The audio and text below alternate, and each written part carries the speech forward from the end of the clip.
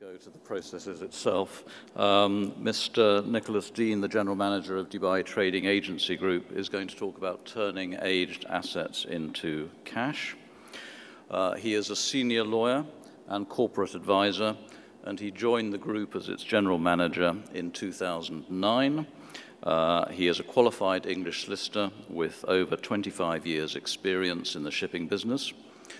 He's also one of the directors of all the companies in the group, involved in the buying and selling of ships, and he contributes to the growth of the group by providing input in sales and in purchases, registrations, legal and governance matters. He is based in Monaco and associated with Monte Carlo Maritime Services, who similarly provide legal and corporate advice to ship owners all across the globe. So I was going to start today by saying and addressing Your Excellencies, but I see the birds have flown. So, ladies and gentlemen, I am the General Manager of Dubai Trading Agency, DTA for short, yes, up there, which is a Dubai-based cash buyer of scrap ships for demolition, which has already been partially explained by Kaya. Firstly, I'd like to say thank you to Alex for chairing this, and also thank you to Seatrade for this platform. I'm only sorry that we haven't got as big a crowd as the Rolling Stones, but there we are. Because here we are again as the last show on the bill for this Seatrade conference. And it seems that ship recycling at conferences, unless it's specific for that purpose, always seems to be the last show on the bill. But that doesn't mean to say it's the headline act. Unfortunately, it's the opposite. But these days, it should be the headline act. I'm afraid that the people involved mainly in a lot of the parts of the shipbuilding industry, including some of our friends outside with their exhibits, have not yet got it. The fact that the shipping market is in such a state of disarray and disaster at the moment, that the only way out of it is for us ship recyclers and those involved in this ship recycling industry to get on and be allowed to do their job as fast as possible. Otherwise, I'm afraid you're doomed for at least another 5 or 6 years. As I said, we're tucked away at the end so that those who want to can go home early. I suspect they're probably already dismantling outside. And this is part of the problem. Everybody wants to be in at the birth of all the new ideas and the new deliveries of all the gleaming new ships. But nobody wants to be in there at the death and destruction of the vessels at the end of their working lives. We'd all rather attend a birth than a funeral, true enough. But you don't get one without the other. It's a bit like eating meat and not wanting to think about where it comes from or how it got onto your plate. And this is a pity, because until the maritime industry actually understands better its own history and what happens at the end of the life of a ship, then it is destined to repeat the mistakes of the past, and the old cycle of boom and bust will just carry on repeating itself. Right now, the bust of 2007-2008 is taking much longer than expected to finish its run. And this is because the longer-term consequences of the boom years are still with us. New buildings are still being delivered at an enormous rate of all different types of vessels. And banks are still resisting biting the bullet and sending their mortgage assets for demolition, partly because they can't afford the write-downs on their books. But sooner or later, many of them are going to have to bite that bullet instead of dreaming that the market will ever recover to the kind of levels that those assets saw in 2007. I apologize for a bit of a rant there. So let me just talk now about what DTA does in this recycling business. I've already said that, haven't I? Partially, at least. As Thea says, we are cash buyers for a good reason. We buy ships for cash. We have to do that because in most cases the ship recyclers in the recycling places are unable to pay cash. They pay by letters of credit. Sometimes from banks which you've never heard of. And we are able to do something with those letters of credit. So we are not ship owners in the normal sense of the word, but we do own ships, at least for a short time. Sometimes for a few fleeting seconds as a bill of sale goes across a banker's desk. Sometimes minutes, sometimes days or weeks, and unfortunately in this volatile market, sometimes for months. However, unwillingly, we actually get stuck with the asset now and again. We are middlemen, therefore, that provide a very necessary service to provide cash required by the ship owners because, as I said, the ship owners are unable to do it themselves. But we are also moving the vessels sometimes from their point of sale to the demolition yards ourselves. In reality, we are traders, and we trade scrap steel that happens to be in the shape of ships. So now I go to number 3 here to talk about, can you turn your aged assets into cash? The answer is normally yes, but not always. It's happening every day for some ship owners now, as they push their vessels, which are absolutely unviable as trading units, to the demolition yards. But it's not quite so easy as the title assumes. There are various different factors that are involved and that we have to take account of every time we're asked, oh, do you want to buy this one, or will you look at that one? And it may not determine whether you can get cash at all, but it will certainly determine how much cash you think you can get for your asset. So first of all, just relevant factors here. I'm just going through some of them. This is certainly not exhaustive. Location, where's the vessel? If the ship owner can take his vessel to the demolition port, then we call it a delivered vessel. And there's usually no problem finding a cash buyer who will then purchase the vessel and sell it directly onto a shipbreaker at that delivery port. But if the ship owner wants to deliver you the ship, let's say in South America, you will not have so many cash buyers prepared to take the risk of that very long last voyage all the way from South America around the Cape and up to India or Pakistan. Sometimes these ships come on the market, we don't want them, our competitors don't want them, and they just sit there. Sometimes they're abandoned. Sometimes just wait there until the price goes down so far that we might say we'll take it for $1, because the voyage is going to cost us over $500,000. So those are called as-is vessels. And I can say that if the as-is vessel is coming from near here, from Khor Fakkan, for instance, where many vessels are laid up waiting before they're then sold for demolition, or if coming from the east, from Singapore, then yes, we're more likely to be able to say, yes, this is the perfect place for a delivery of an as-is vessel. And we'll take delivery here, pay the ship owner in full, and take the ship on that last voyage. We call that an as-is, where-is vessel. Next point on their size. Yes, in the ship demolition business, size does matter. How big is the vessel? You'll find it's not always true, but bigger vessels with a higher light weight. We know that, I think it was explained before, that the unit of price for these vessels is the lightweight tonnage, which is the actual lightweight, normally measured in long tons, of how much steel is actually in the ship, determined normally in metric tons when it's built by the builder, wherever that was, actual weight. And therefore, as I said before, the higher the lightweight, you might get a better price. Because, of course, when the ship's on the plot for the demolition, it has a lot more steel in it, and it's taking up the same size plot, for instance, in width almost, as a smaller vessel, which will have less steel in it. The smaller vessels can be more interesting if they've got stainless steel or other valuable non-ferrous metals in them, and that will again affect the price, of course. Then I've gone on to here to type. Well, I can't go through this, it's a big subject, so I'll just say obviously prices are different for bulk carriers, for tankers, for chemical tankers, oil tankers, container vessels, ro-ro ships, passenger ships, warships, whatever. They all have their own category and the pricing that relates to them. We as cash buyers are familiar with all these different types, so we know immediately roughly what to expect, well, in what type of vessel it is, how big it is, and where it was built. Next point I've put up there, condition. What condition is the vessel in? Well, you'd think, well, surely it doesn't really matter, does it? Because it's going to go being scrapped. Well, it does matter, especially for an as-is vessel. If it's been laid up for a long time and we take delivery, and the first thing it does is when we take it out of the delivery port is to have a main engine breakdown, then we are really in trouble. And then we may have to tow it without expecting to. So quite obviously the condition of the vessel is very important. If it's a delivered vessel, then obviously it would have gone to the delivery port under its own power. So that much we know that the main engine is working for it to get there in the first place. If the ship owner can't get it there, then he's got problems.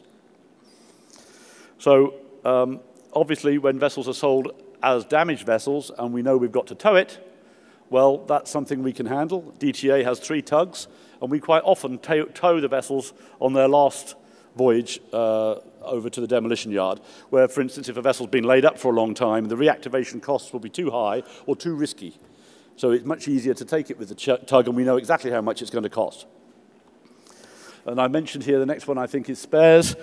What spares are on board, what spares are included. This obviously affects the price.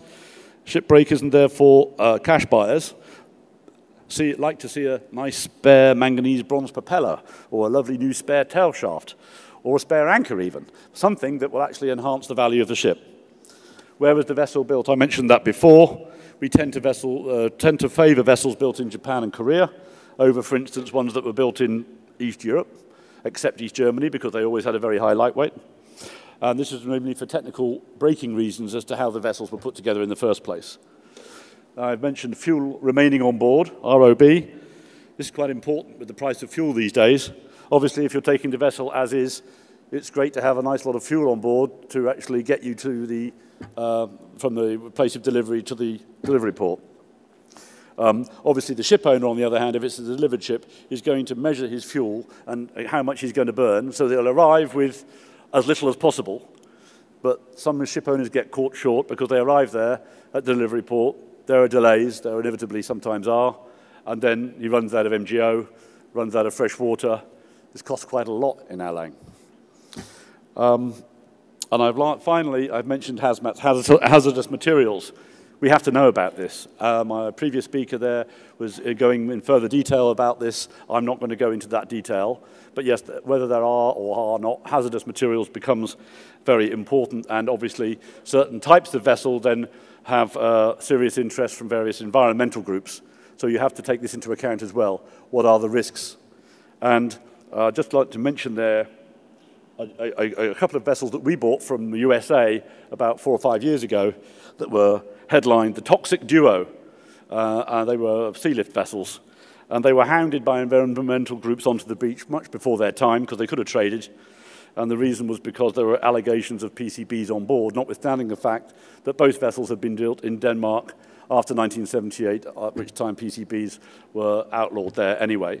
So they weren't toxic at all. But I'm afraid there's a lot of, what shall I say, false information out there. So there are many factors to take into account. So it's basically trying to tell you that it's not just so easy to turn your asset into cash. So now I'm going to go to... yes, okay, seem to be scrapping I'm saying here. Now, some ship owners have never sold for demolition. Why? Because they've never in the past gone that far down the age of a vessel. They've always sold their vessels at 12 or 15 years old, and they've been able to sell on down the market to, if you like, Division 2 ship owners, who will then take the vessels and trade them in different parts of the world. Can't do that these days, because there are very few trading buyers out there for virtually anything that floats. But these owners, they don't want to be seen for selling for demolition, for various reasons, which I need not go into here. So in steps the cash buyer. We'll purchase the vessel as is, in Singapore maybe, or Khor Fakkan just near here, and we will change the name, change the flag, change the class, change the crew, and then we'll manage the vessel ourselves over for its last voyage. Now, unfortunately, there are some vessels that are just the wrong size or in the wrong place to do this, without any opportunity to be relocated. Obviously, there are vessels under arrest. There are vessels abandoned. This is a different thing. But there are very many smaller lightweight vessels that are laid up today in Northern Europe. You only need to go up to ports like Emden on the north coast of Germany. And taking them down on the last voyage from through the Mediterranean and down through the Suez Canal to be scrapped on the Indian subcontinent is just not a viable proposition. We've done the numbers. We've tried very hard, but it just doesn't work. So what's going to happen to them? Now, some of them will go to Turkey. But even the trip to Turkey is often not viable. So they're going to stay right where they are for the foreseeable future, mainly because the banks don't want to show them as dead assets yet. They are a potential environmental problem. They cannot be easily turned into cash. And I've just made a point here. Imagine if all these vessels now being demolished, so many of them, were not able to be demolished in the way we're demolishing them, and were laid up all over the world falling apart, like the naval ghost fleets in the USA. I don't know whether any of you have seen the photographs of these vessels, but some of them have been there since 1945, at the end of World War II, and then another load came in at the end of the Korean War, and they're still lying in the rivers and on some beaches down there, mainly on the east coast of the USA, literally falling apart. And there's a guy with a boat that goes up and down taking the bits off them as they're not viable. They can't go to sea again. They'll never be scrapped properly. Even the American government doesn't want to pay what it takes to demolish those vessels properly. So what I'm saying here is that there may be justified criticisms of the way in which the recycling job is done. but surely getting rid of all these old vessels is ultimately positive for the environment.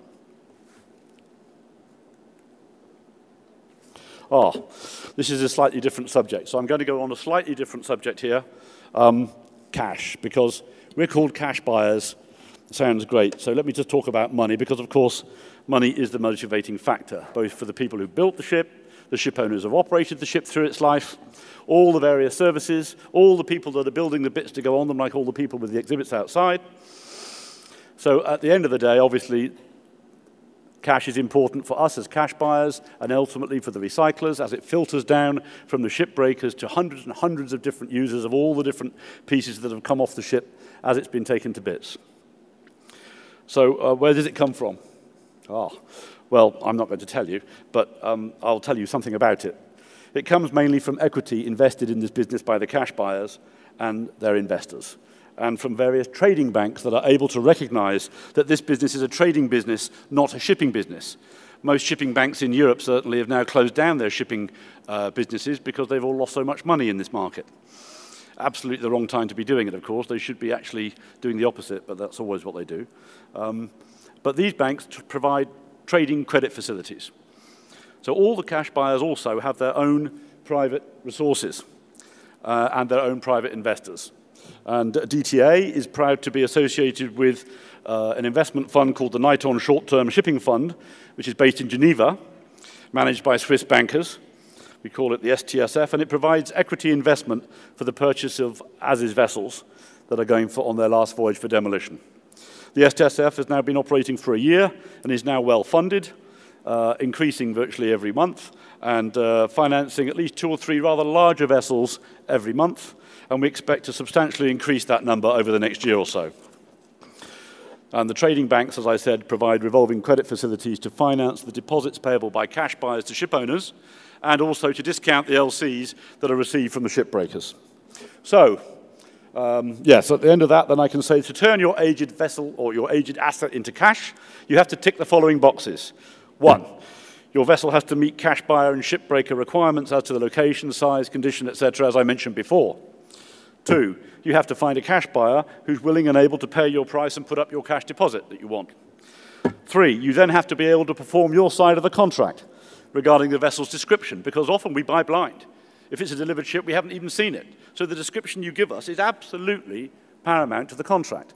And if you've given us a false description, then we'll have every right to turn around and tell you, there's something wrong with this. You said this, but it's got that, and therefore the value is wrong. Obviously, in a rising market, you're less likely to hear that argument. And the fourth one, of course, is that you rely on your cash buyer to perform his side of the contract, and then, only then, will you turn your asset and collect your cash. So now I'll just go on to a final little list of other matters here. I just wanted to talk a little bit about point C, which is about you performing your side as a ship owner, performing your side of the contract. One of the very important documents that we always use in shipping on purchase and sale transactions is a certificate of ownership and freedom from encumbrances that's issued by your registered flag. This allows us as a cash buyer to know that the vessel is yours to sell and that it's free from at least outstanding registered liens, like a mortgage, for instance. Cash buyers don't want to have to get involved with simultaneous closings, and I was actually going to go into more detail about that, but I'll skip it because I think I might be running out of time. The other problem I will mention is that we have to be very concerned about unregistered liens, especially in this market. Because, for instance, there can be unpaid bunker suppliers, there can be unpaid repair yards, and other parties and suppliers who may have a claim on the vessel under certain jurisdictions for certain reasons. And how would we know? Obviously, if a ship owner wants to pull a fast one on us, and they sometimes do, we have a risk. Like any other buyer, if we paid for the vessel, along comes a claim we've never heard of, then we're at the mercy of the legal system where the vessel is, whether it can be arrested for that claim.